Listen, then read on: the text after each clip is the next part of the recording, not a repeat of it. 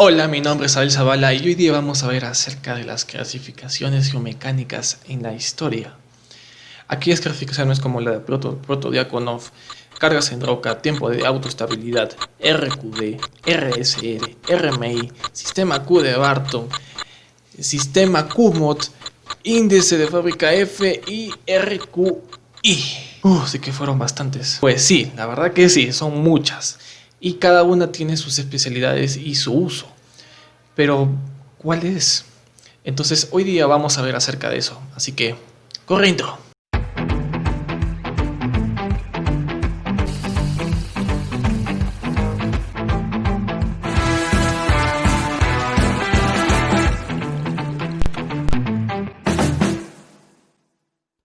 Para refrescar la memoria de aquellos olvidadizos, un sistema de clasificación geomecánica nos va a ayudar a entender en qué estado y calidad se encuentra la roca. Podemos hacerlo de manera cuantitativa o de manera cualitativa, dependiendo del tipo de sistema de clasificación en que estemos tocando. A lo largo de la historia han existido varios tipos de sistemas de clasificaciones y han ido evolucionando uno tras otro y también se han ido precediendo también uno tras otro. Esencialmente son 13. Por mi parte he decidido dividir estos 13 sistemas de clasificación en 3 periodos. Y lo más importante es que cada periodo es fundamental en esta historia de la geomecánica. En el primer periodo tenemos a los pioneros: Proto-Diakonov en 1907, Terzaghi en 1946, Stanislav en 1958, Dürr en 1968 y Whitham en 1972, con sus sistemas Proto-Diakonov, cargas en rocas, tiempo de autoestabilidad, Drought Quality Designation y Rock Structure Rating, los cuales se analizaron en minería subterránea. La clasificación de Proto-Diakonov permitió calcular la carga que ejerce el terreno sobre el sostenimiento del túnel en función de su anchura, coeficiente de resistencia, el cual depende de la resistencia con presión simple, el ángulo de rozamiento interno y cohesión de la roca. Bien, la finalidad, como dije, era calcular las cargas que ejercían en un túnel y de esta forma buscar la mayor altura estable, simplemente dividiendo su ancho sobre 2 veces el coeficiente de resistencia. Un dato curioso es que el sistema de Proto-Diakonov sirvió como referencia para el sistema de Terzaghi, y vamos a ver cómo esto va a suceder a lo largo de la historia. Un método tras otro se van a ir precediendo, agregando, modificando. Pues Terzaghi desarrolló su teoría a partir de túneles de ferrocarril con cerchas de acero y basadas en el tipo de terreno, lo cual proporcionaba a partir del ancho y altura del túnel el dimensionamiento de carga sobre las cerchas metálicas. Terzaghi trató de cuantificar su experiencia y fue el pionero en publicar a un método para la construcción de túneles, y fue muy utilizado en Norteamérica. Bien, esta historia comenzó cuando la empresa Commercial Sharing and Stamping Co.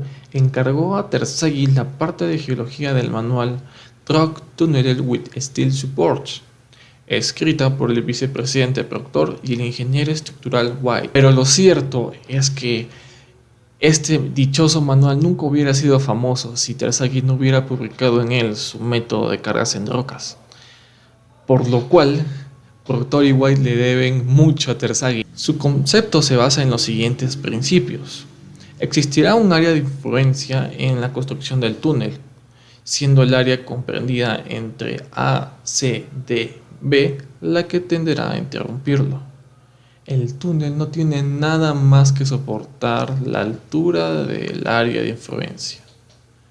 El ancho de la zona de influencia dependerá del dimensionamiento del túnel, teniendo la siguiente fórmula. Finalmente, Terzaghi, con su experiencia, clasificó al macizo rocoso en 10 tipos de categorías, proporcionando la carga que podrían recibir este tipo de sostenimientos tradicionales. Por otro lado, un inconveniente fue que al principio solamente fue destinado para macizos rocosos que se consideraban una rocadura, y aunque esta fue su primera versión, Existieron siguientes versiones donde hubieron pequeñas modificatorias como la de Deere, donde pasaron de ser de 10 categorías a solamente 9. Por otro lado, Laufer y Stanley investigó diferentes tipos de excavaciones, incluso las abandonadas, pero introdujeron la teoría de los efectos estructurales en el macizo rocoso, lo cual en esa época aún no se tenía en cuenta. Desaconsejó que se excavara o se crearan excavaciones cuando el rumbo de las discontinuidades era desfavorable. Pensaron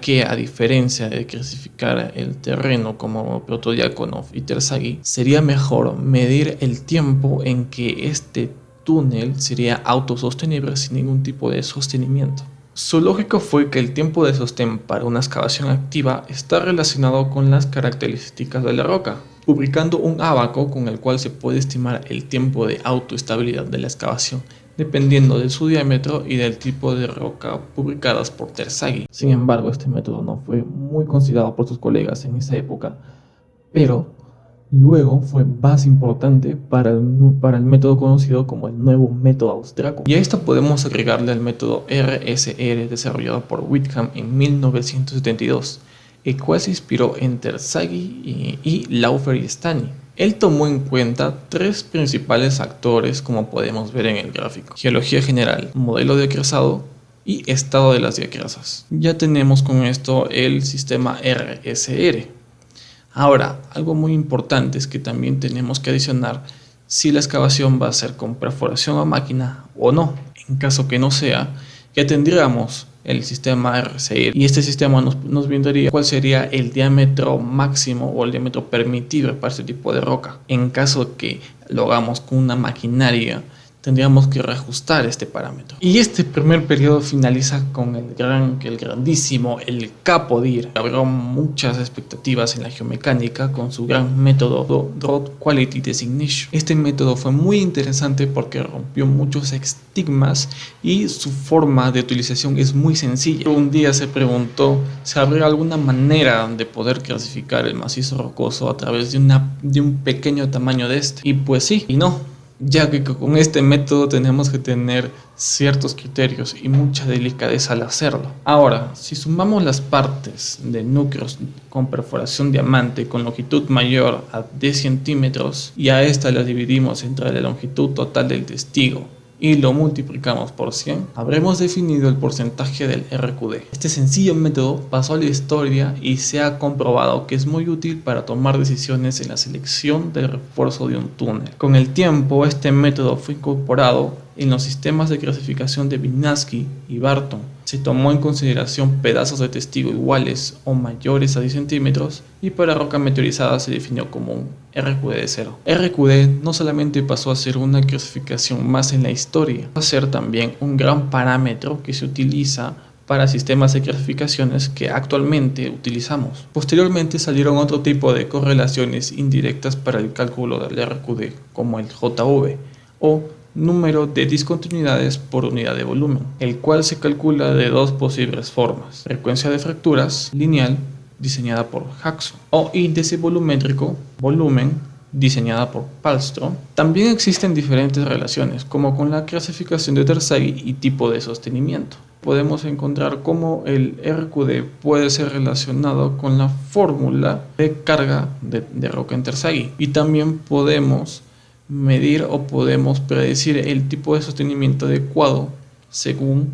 el nivel de RQD que tengamos. Pero por favor, no te guíes de estas correlaciones porque son demasiado antiguas y no tienen en cuenta muchos factores que en la actualidad estamos encontrando en el macizo rocoso. De hecho, la correlación con Terzaghi solamente ha sido confirmada y buena para rocas que son tipo duras o que no tienen ningún tipo de relleno. Que existe una leyenda sobre el RQD. Se dice que Deere no fue el que desarrolló la fórmula, sino un becario de él. No sé, estuve buscando mucho en internet y lo único que pude encontrar era la misma leyenda repitiéndose, con un becario, con un compañero de trabajo o con cualquier colega que era de un menor rango que Deere.